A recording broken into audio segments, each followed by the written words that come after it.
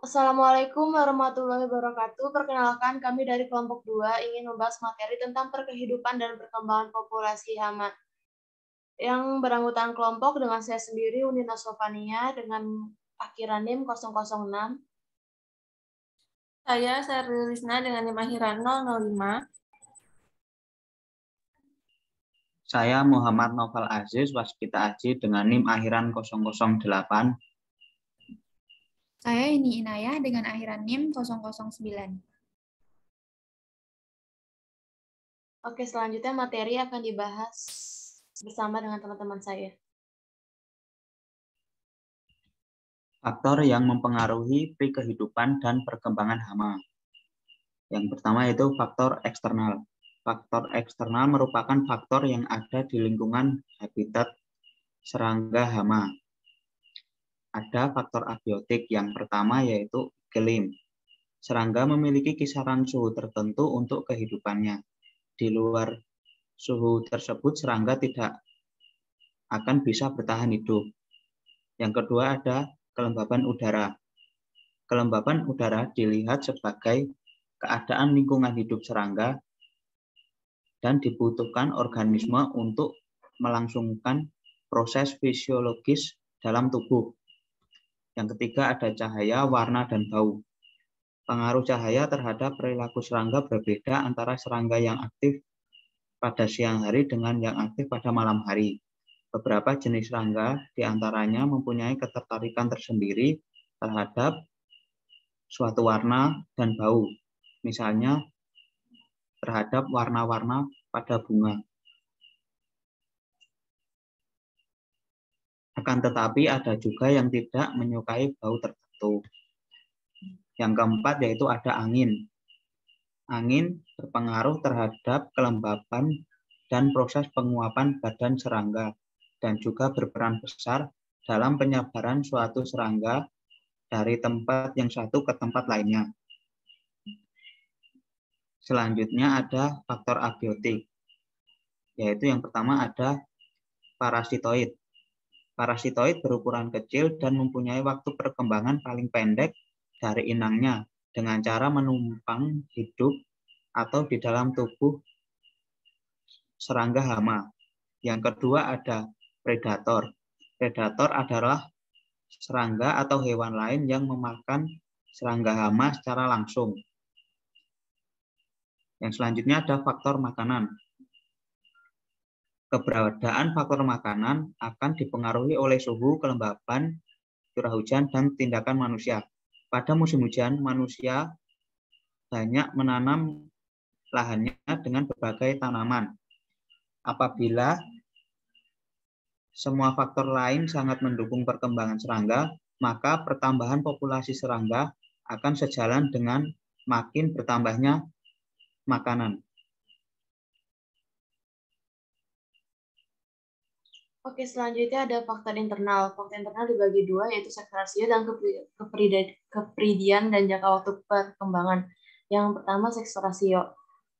Seks rasio adalah serangga hama pada umumnya berkembang biak melalui perkawinan, walaupun ada beberapa spesies tertentu yang bisa menghasilkan tanpa melakukan pembuahan. Sebagian besar serangga mempunyai seks rasio 1:1, yang artinya serangga jantan dan serangga betina bertemu kemudian melakukan kopulasi hingga reproduksi serangga tersebut akan tinggi. Tapi di beberapa serangga hama tertentu perbandingan seks rasio tidaklah demikian. Contohnya pada serangga Hippopotamus hempai, seks rasionya hanya 1:59, artinya serangga betina lebih banyak daripada serangga jantan.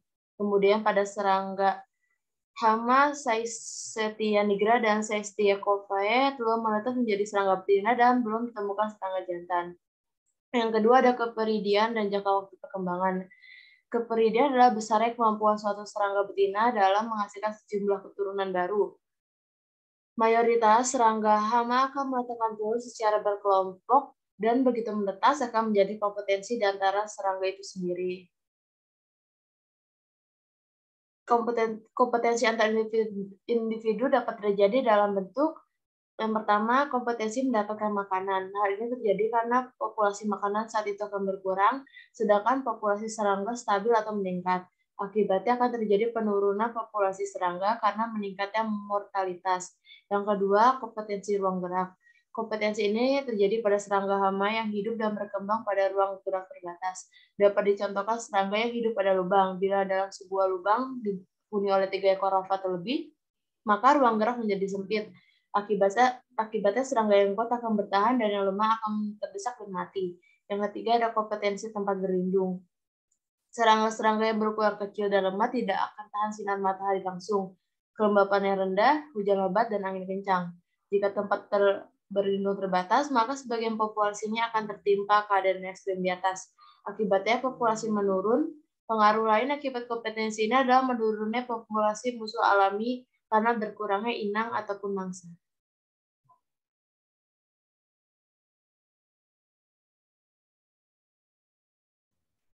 Selanjutnya ada faktor peledakan populasi hama. Yang pertama, spesies tanaman baru. Pada spesies tanaman baru ini, contohnya adalah pada tanaman kentang yang berasal dari Bolivia yang dimasukkan ke USA. Tanaman kentang tersebut diserang oleh kumbang Colorado yang merupakan serangga asli dari daerah tersebut.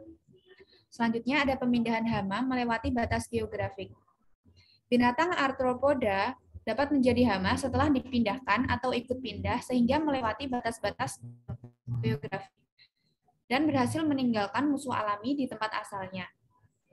Pertanaman monokultur. Pada pertanaman monokultur ini, sistem pertanian dapat ditemukan populasi serangga hama di suatu lahan pertanian yang hanya ditanami satu jenis tanaman dan dalam jangka waktu yang panjang. Penanaman terus-menerus di suatu lahan produksi akan mengakibatkan meledaknya populasi hama, terutama karena makanan untuk hama tersedia sepanjang waktu. Selanjutnya ada pemindahan tanaman ke daerah yang berbeda iklim. Kehidupan populasi hama tergantung terhadap lingkungan sekitarnya. Iklim meliputi suhu, kelembapan, curah hujan, dan angin. Tanaman yang dipindahkan ke iklim yang berbeda mempengaruhi perkembangan kehidupan hama, namun dapat juga memperlambat kehidupan hama. Selanjutnya, ada pestisida yang mengubah fungsi tanaman.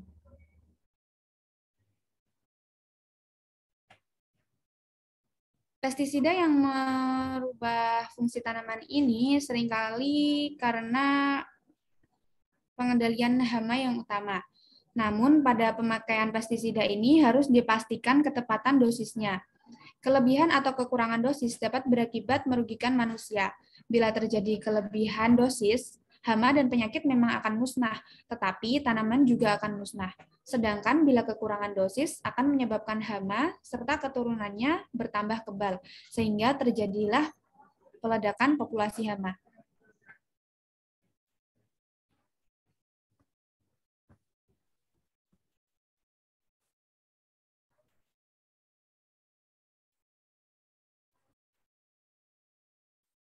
Selanjutnya adalah pengamatan. Pengamatan yang dilakukan secara langsung dan rutin dapat membantu meminimalisir terjadinya serangan hama dan juga penyakit.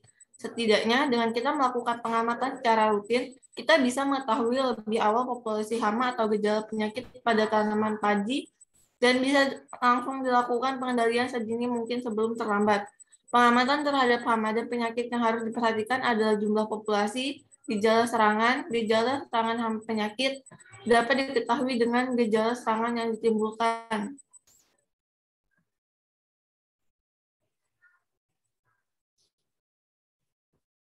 Pengamatan populasi dibagi menjadi 3 bentuk. Yang pertama, pengamatan populasi mutlak adalah jumlah populasi hama hasil pengamatan yang dinyatakan dalam unit satuan luas, unit habitat yang berupa tanaman, kelompok tanaman, ataupun bagian tanaman.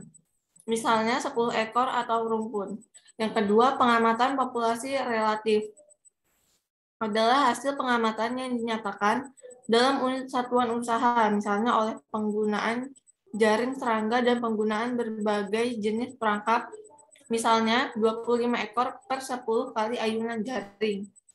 Yang terakhir adalah pengamatan indeks populasi.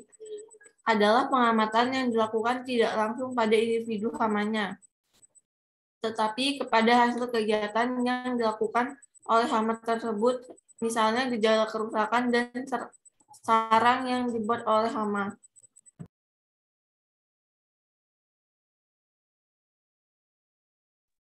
Oke, sekian presentasi dari kami. Kalau ada kesalahan mohon dimaafkan. Wassalamualaikum warahmatullahi wabarakatuh. Yes. Di stop dulu.